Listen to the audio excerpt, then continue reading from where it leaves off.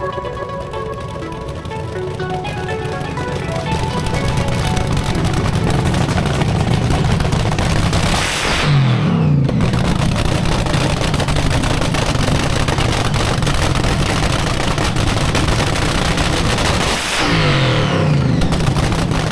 the 60s, drag racing was all about basically these beautiful cars that had way too much horsepower. And, you know, they're wrapped in these beautiful paint jobs and beautiful bodies that Hannah did and Cerny did, you know, painted, and all these guys. And it's kind of neat to go back and pay homage to the history of it.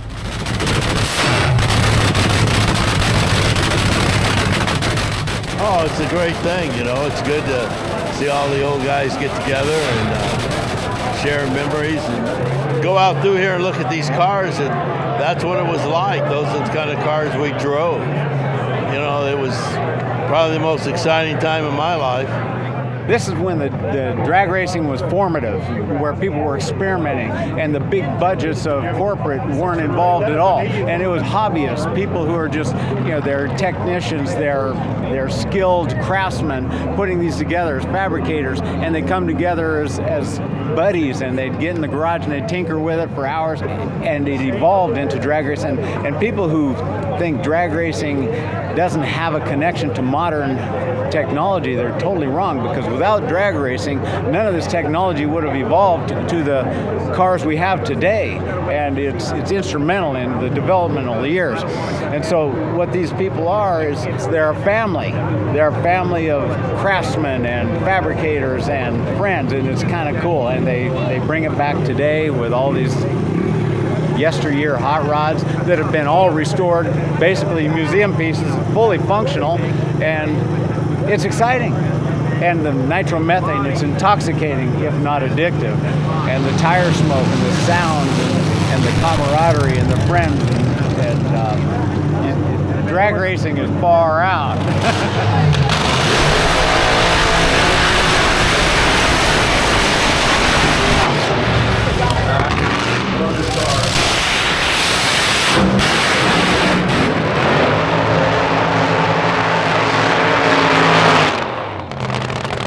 We come out here, we do exhibition passes, but it's really, you've got some of the old legends of this sport that are out here signing autographs and walking around amongst the people, and it's kind of really cool to see these guys. They're all just my age, and we have barbecues and sit back and talk about how good we used to be. You know, laugh and have fun. Do we need further crosser back up? Yeah. Drag racers are special. They come from all walks of life, very wealthy to the guy that's living paycheck to paycheck. And there's this thing that if you get that, you know, a car fires up and it gives you goosebumps, then you're our person. And I tout us as the feel-good event of the year. We just are.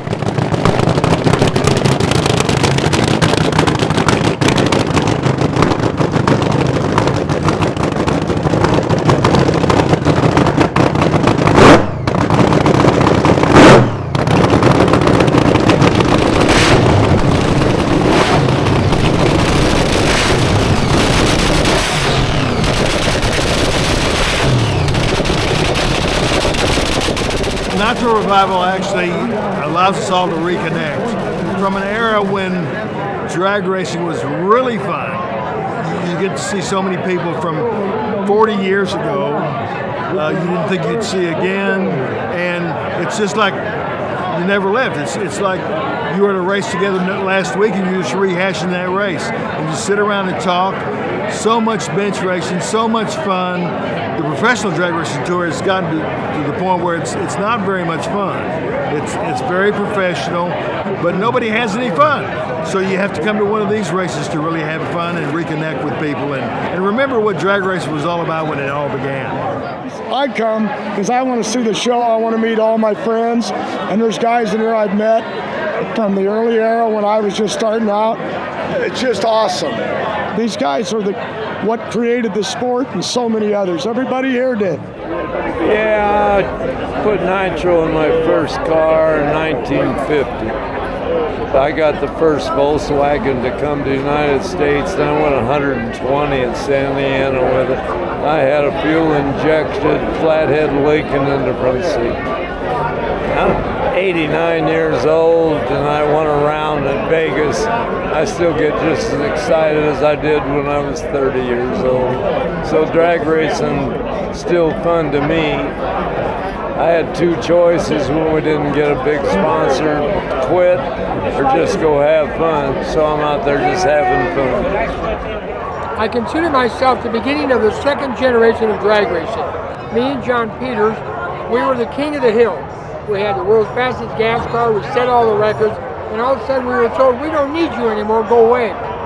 So we left the sport. You know, I was actually the first one ever to travel around the country. Some tracks got together and offered us a little package of 10 races. So I was the first one that ever went out on tour and made my money drag racing instead of, I had a pretty good day job going too at the same time, you know. My day, I had it all. I would tell people with my Thunderbolt, 1964, I went back east, I raced 3 times a week. I made $3,000 a week cash. And I'm 20 years old, 1920. I love it like it. Down for the lunch session. I want my hearse to show. I show my hearse. We are all out there doing a job for NHRA, for AHRA, for the nostalgia. And it doesn't matter so long you can fire it up with a little nitromethane. It drives you insane. I thought that was my perfume. I don't do drugs, I do nitromethane. Oh, this is great. I mean, we're all here together. We see people you haven't seen in 10 or 15 years. I mean, Steve Gibbs has put on, this thing just keeps getting bigger and bigger and bigger every year. I've been here every year. It's just great. So it's really just phenomenal, really, is what it is. Thank you, appreciate that. I grew up at Fremont watching all these guys run. Gary Beck, Danny Angayas. So I was there when they were doing this. Even Jungle would come out and I would see all these. Prudhomme would be out. I mean, all of them. And I got to see them when I was younger, and now I know them, so it's really cool. Having a good time? Nope, I'm having a great time. We've got Tommy Ivo and Linda Vaughn over here in the American Hot Rod Foundation tent. Tommy's got free full-color posters for you guys. American Hot Rod Foundation. How's it Hi. going? Oh my gosh.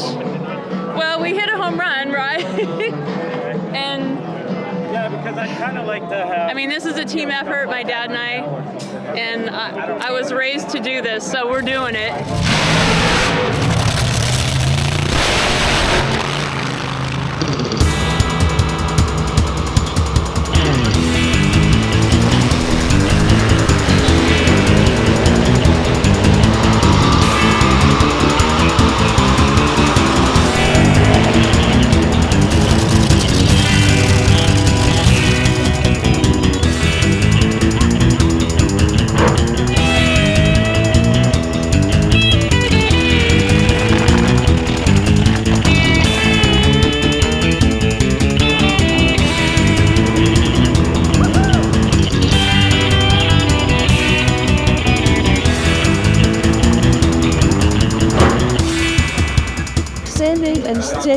I'm telling you, they're so dedicated to this sport and our industry. It's wonderful. You named it right. It is a revival of our love for these cars and racing, and to keep it alive. So that's what we want to do. We want to keep it alive. We want to have it something for the future. And you future kids, come out here and see this horsepower. This is pure horsepower.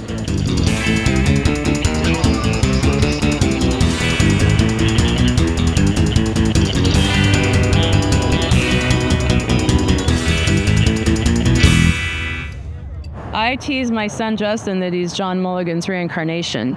Justin got to sit in the Honda of Wilmington car. Justin is so emotional about this. He wears it on his sleeve like his mother, you know. So Justin's in this car right now. So every one of these cars is going to fire up at the same time. The fuel that they run on, it can be overwhelming, but all of them are going to run. Oh, here we go. All right, I guess where we're going.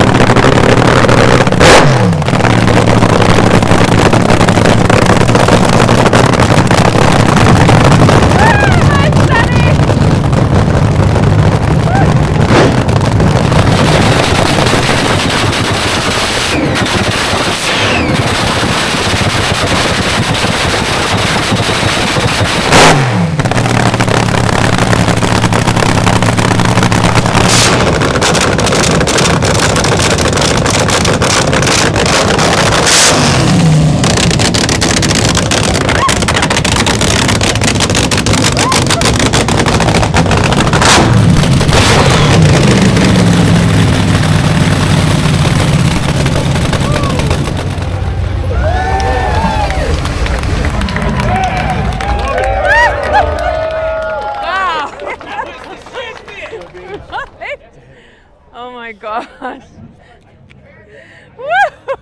How cool is it for your son? just to Oh be my like God. that? Well, Huh? look at him. He's crying. No, you. Oh, well. You. There's Generation. Look at that. How There cool is that? so much good stuff going on right here today. All weekend. How excited. You're like a little kid. I am. My son is in this car. Yes.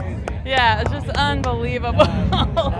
Let's do it. My dad will kill me if I say let's do it again next week. Next week.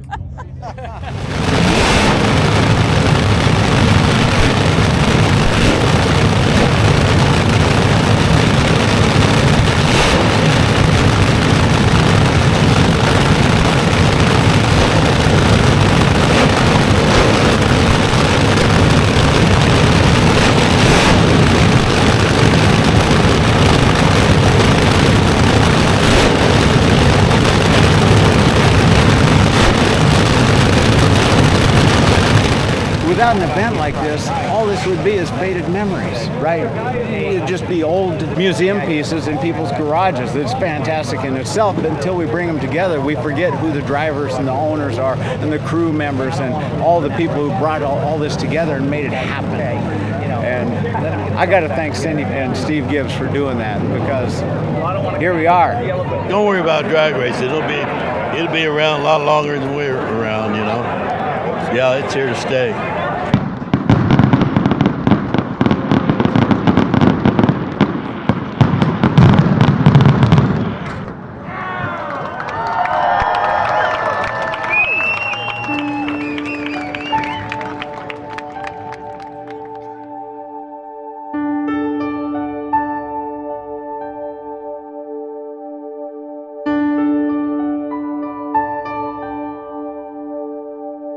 We're going to age out of this deal. So if we don't do this now, you know, I mean,